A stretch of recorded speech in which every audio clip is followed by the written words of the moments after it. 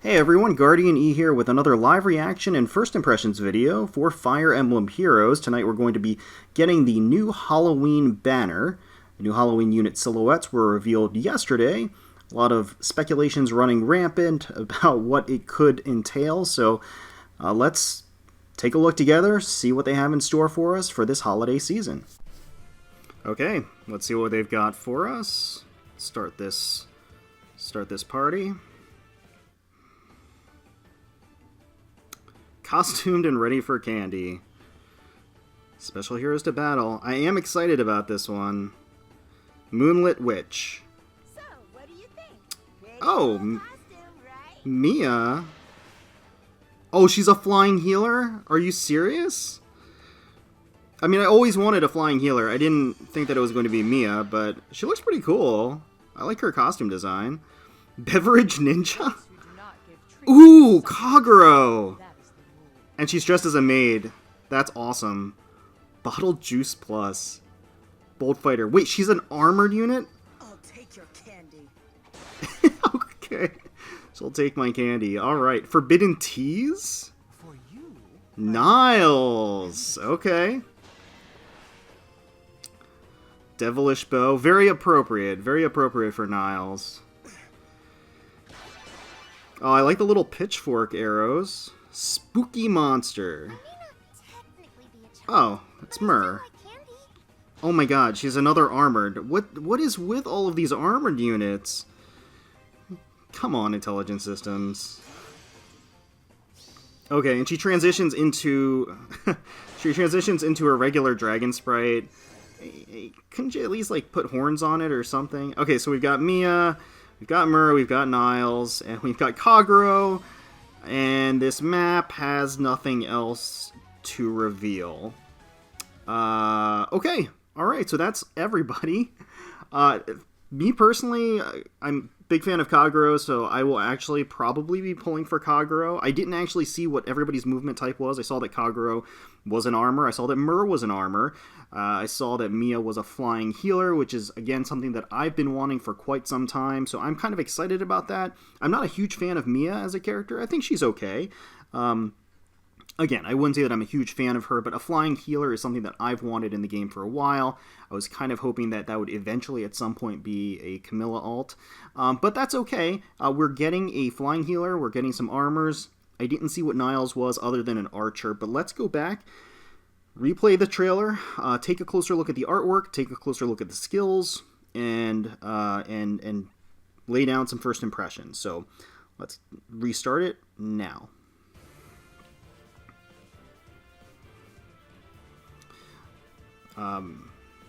Yeah, more dragon armors. I'm sure people are excited about that. Okay, so first up was Moonlit Witch. So this is going to be Mia. Let's go ahead and pause it right here. So voice Lanny Manila and Yoneyama Mai for the artist. So a flying healer. The art looks actually really great. I can't remember if this is the same artist of Mia's original art. Okay, so this is the same artist of the original Mia art. I think she looks a lot better here, actually. I don't know if the style is much different, but I think it's the pose just looks a lot better to me, and the outfit looks a lot better to me. Her voice, Lonnie Manila, I think she does a fine job. She sounds a little awkward. I don't know if it really fits her, but that is at least consistent, I think, from her original version. So I love the little jack-o'-lantern that she's got. I love the witch hat. I like the whole ensemble, and it's kind of funny because the jack-o'-lantern and the hat, Halloween themed, it does kind of fit Mia's original costume because her original costume is very orange as well, so it actually matches up pretty well. So let's keep playing. Pretty cool costume, right? Ah, that voice. Okay, let's pause here and take a look at her skill. So Witchy Wand Plus, so it's inheritable. I guess that's the first thing to note. After combat, if unit attacked, reset special cooldown of target and foes within 2 spaces of target. Really? And inflicts the following status on target and foes within 2 spaces of the target through their next actions. Inflict special cooldown charge -1 per attack during combat. Only highest value applied. Does not stack. Neutralizes special cooldown count reductions after combat, but skills that accelerate school and slow specials are still effective. Okay, so first of all, that's something that we've never seen before. So the neutralization of special cooldowns. That's the very first thing it does, which is actually extremely, extremely powerful. And then the second thing it does is it inflicts special cooldown charge -1 per attack during combat. So basically, if she's on the battlefield and she gets an attack off, none of the foes in that affected area are going to be able to use their specials, unless they have their own special cooldown reducing skills that activate during the attacks as well. So those will like cancel each other out, I suppose. Very interesting, I would say. Very interesting and very powerful. It's going to be an inheritable weapon, which means that you're going to be able to put that on any healer, obviously, and you're also going to be able to run a dazzling razzle-dazzle effect with this effect, and this effect is really powerful. With all of the armors, especially, that have all of these ridiculous cooldown enhancing weapons and skills, this is incredibly valuable. So I think that's going to be extremely powerful. And the fact that she's a flyer, and a flying healer means that she has access to flyer buffs, flyer maneuverability, and she's a healer. And healers, in the current meta, they don't score very well as far as arena purposes are concerned. But as far as utility, they are incredibly valuable. Recover Plus for the assist. Heavenly Light for the special. When healing an ally with a staff, restores 10 HP to all allies. That's fine. Okay, Speed Res Bond 3. We've seen the bond skills. This is the Speed Res variant of it, where when she's next to an ally, she gets a speed boost and a res boost. That's very good. And Hone Flyers for the C skill. So that is going to be some premium fodder. Hone Flyers is just a very, very valuable skill to have. And it just so happens that Mia has it. So a very nice kit all around, I must say. Let's keep going. The attacking art's really cool, too. I like that effect. She has candy flying out of the enemy. That's neat. Okay, Beverage Ninja. Let's pause right here. Okay, so she is a... Wow, what a weird combination. So she is a green armored dagger unit. That is so weird. That is just such a weird combination of things. And I don't really know how I feel about it. I would say that daggers are just slightly underwhelming in the current meta. I think they're a little underrated because I think they are useful, but it is kind of unusual to see this combination of an armor and a dagger unit, and a color dagger unit as well. Sarah Blandy reprises her role as Kagero. I think she does a great job, so I'm happy to see that. And Kaboon is doing the art, and Kaboon is a god. And Kaboon is amazing. I love his depiction of Kagero. I think he did a great job on the Spring Kagero. And we've got the Halloween Kagero now to complete that set. I'm very excited for Kagero because I just like her as a character. So regardless of what skills she has, I'm probably going to shoot for her, but I think he did a great job here. You can see her in sort of a maid outfit. She has a bucket of ice with some, looks like bottles of wine or sake or something. I don't really know, but she looks great. I mean, she does. So let's keep going with it. Let's play. She's very serious. Okay, let's take a look at her skills here. So Bottled Juice Plus, again, an inheritable dagger. Might 12, inflicts special cooldown -1 on foe per attack during combat. Only highest value applied, does not stack. Okay, so in that same vein, it's going to neutralize specials. It's actually going to increase their cooldown, or reduce their cooldown charge, however you want to phrase it, so that it makes it much more difficult for them to proc their special against you. That's interesting. It's definitely not as powerful as Mia's staff, but it is definitely interesting. Could see some utility. Draconic Aura for that special. Mirror Strike 2 for the A slot if unit initiates combat. Attack Res 4 during combat. Okay, Bold Fighter 3 for the B slot, which we all know is broken. Guarantees that double on initiation, as well as reduces the cooldown charge, or increases the cooldown charge +1 per attack. No health restrictions for Bold Fighter 3. And even Attack Wave 3 even number turns grants attack +6 to Kagero as well as any allies next to her. It's an activated, turn-activated buff that you can numerically see on their stat lines. So it does seem as though, I mean, she is an armored unit. It does seem as though she is offensively oriented, which is interesting. It looks like she is a player phase unit. Since she does have Bold Fighter, she does have Mirror Strike. I'm wondering if that's hinting towards her having a respectable res stat. I guess we'll just have to see. The fact that she has Draconic Aura leads me to think that she probably has a pretty good attack stat, but we'll have to see how it plays out. Nice kit, not too bad at all. Just a weird movement and weapon combination, so I'm not entirely sure how she's going to play out in the current meta, but still a unique unit nonetheless. So let's keep playing. I'll take your candy. Okay, so it still has the same candy effect. It looks cool, though. Forbidden Teas. Okay, so we got Niles.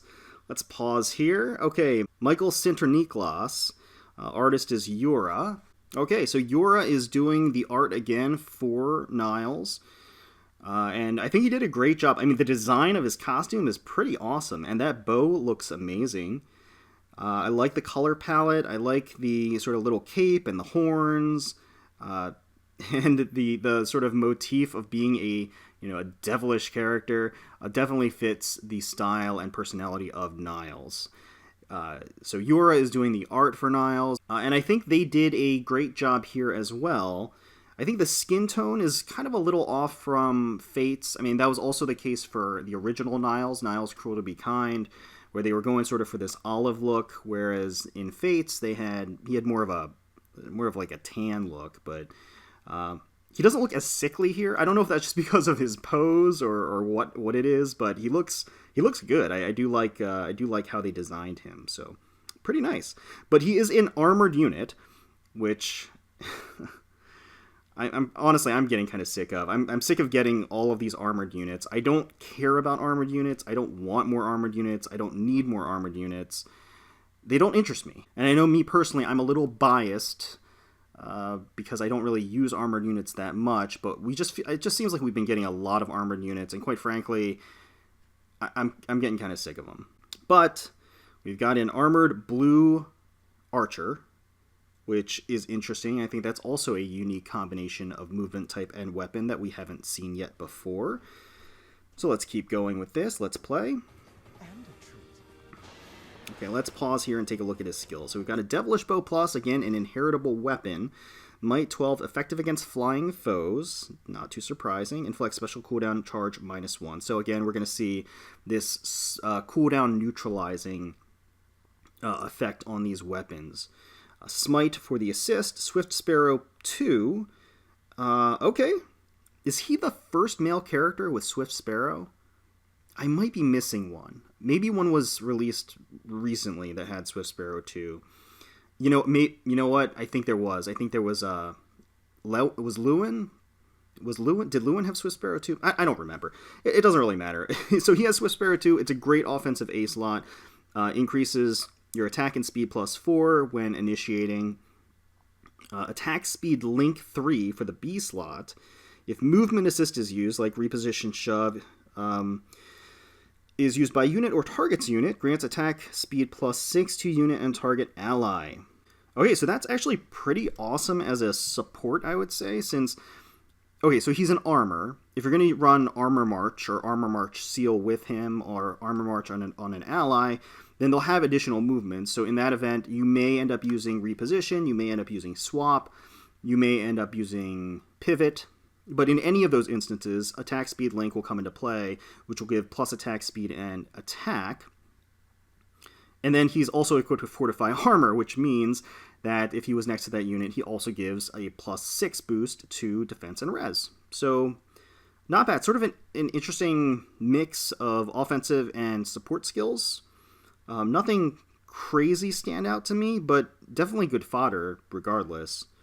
Let's go ahead and keep going with this. That art's really good, actually. The attacking art is actually pretty impressive. Okay, Spooky Monster. let's pause here. So Myrrh, she's going to be a red dragon and a red armored dragon. Yeah, so we've been getting a lot of armors and a lot of dragons lately. I hate to repeat myself, but I'm kind of sick of both. But we've got Myrrh, she's a red dragon. Her art's honestly really adorable here. I mean, she's got this really long cloak thing and then these little like ears sticking out at the top. And the art is done very well. So she does look very cute. I actually think she looks better here than she does in her default art even. But yeah, no, I think she looks good. Let's keep playing. Let's pause here, take a second to take a look at her skill. So Spirit Breath, there's no plus, it's not going to be an inheritable breath. This is going to be exclusive to Myrrh. It's a 16 might weapon, grants defense plus 3. Always solid for enemy phase units, and if this Myrrh is anything like the original Myrrh, then she's probably an enemy phase unit. If unit initiates combat and unit's defense is greater than or equal to foe's defense plus 5, unit makes a guaranteed follow-up attack. Huh. So that's like built-in Bold Fighter with a higher restriction. So she needs to basically have more defense than her opponent in order to guarantee that double by 5. That's if foe's range is plus 2, calculates damage using the lower of foe's defense, so it has adaptive damage, as all the breath skills do.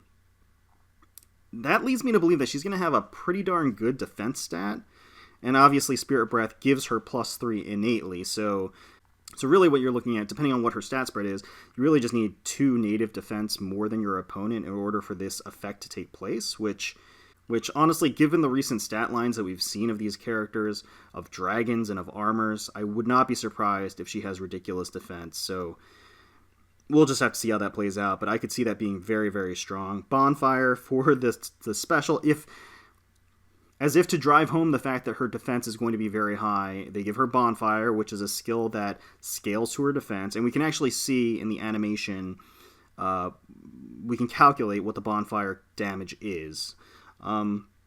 Defense res 2 for the A slot, grants defense and res plus 2. That's a very weird A slot skill for her, I would say, because it's not really that premium, it's just sort of odd. And bear in mind that this Myrrh is not a flyer. So because this Myrrh is not a flyer, she is an armor. That means that she can use the breath skills in her A slot. Vengeful Fighter 3 for the B slot. We all know what Vengeful Fighter 3 is. Basically 50% health or above.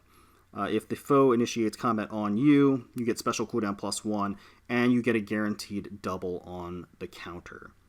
And Armor March for the C slot, always a very powerful and useful skill on armor teams, no exception here. She does have a very strong kit, except for that weird A slot, which people are just going to swap out. I gotta say, I'm a little disappointed at the dragon design. I mentioned it before. Feels a little lazy. I wish for these special dragons that they did more than just switch the color palette, that they actually put something on them, because I think they deserve it. Because mostly what you're going to be seeing in combat is the dragon sprite, so you may as well make it nice. But Myrrh just procced a 65 damage Bonfire against this thief. So it says that she's going to do 40 damage, so 65 means that the Bonfire did 25 damage. 25 Bonfire is 50% of her defense stat. That means her defense is 50. Okay, so her defense is 50, but let's take that with a grain of salt. If we go back to her skill set, the very first thing we note is that her defense is boosted by 3 based on Spirit Breath. So then you can remove 3 right there. She has defense and res 2, which grants her 2 defense, so you can remove 2 there. So that's minus 5 defense. So we're looking at natively, what, like 45 defense? I mean, that's kind of ridiculous, if so. So I don't know. I don't know if I did all that math right, but I think it sounds about right. 65 damage, 25 over, so 50, and then minus 5, so 45. So 45 defense, all things being equal. I do really like her special animation. It is very cute, where she does the little boo and she puts up her hands. Okay, Land's Bounty. It's going to be a paralog story. Alright, so this banner is going to be around from October 10th all the way to November 9th.